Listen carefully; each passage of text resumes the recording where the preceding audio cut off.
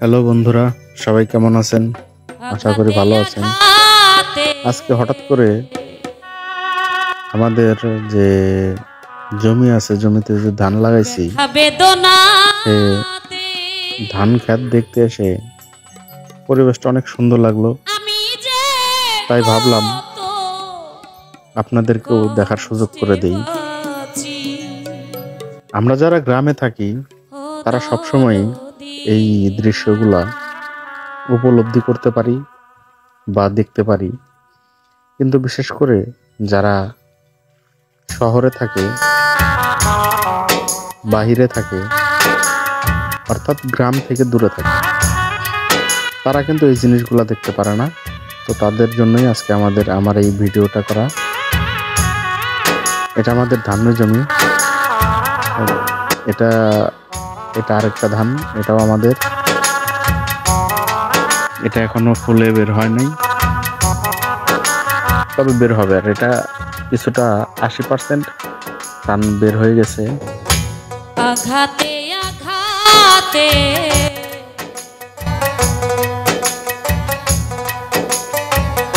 অনেকদিন যাবৎ আসি করে আসা হয় না, তো আজকে হঠাৎ করে আসলাম। আসার পরে ভিউটা ভালো লাগলো বিধায় আপনাদের মাঝে তুলে ধরলাম। কষ্টে বাঁচি ও দরদি, আমি তো অনেক সুখে আছি, আমি তো অনেক। এটাও আরেকটা ধান। আগে যে ধানটা দেখলেন যে ফুলে বের হয়ে গেছে, ওই ধান আর এই ধান একই। এটাও আমাদের জমি।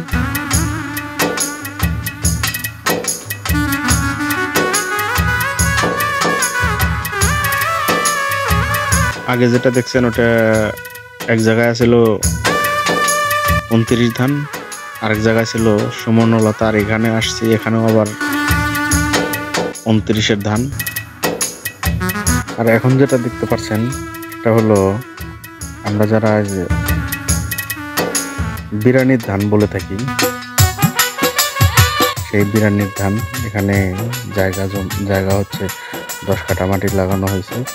এর মধ্যে আবার অনেকটা আছে, কিছুটা একটা ঝাড়ে, যেই ঝাড়টা যেমন এটা অন্য একটা ধান মিশ হয়ে গেছে, যার কারণে সে আগেই ফুলে বের হয়ে গেছে। এক কথায় পরিবেশটা সুন্দর লাগলো বিধায় আপনাদের কাছে ভিডিও করে তুলে ধরলাম। ভালো লাগলে অবশ্যই কমেন্টের মাধ্যমে জানাবেন। আর আশা করি সবাই ভালো থাকবেন। সবার সুস্বাস্থ্য কামনা করে আমাদের ভিডিওটা এখানে শেষ করছি। সবাই ভালো থাকবেন, সুন্দর থাকবেন।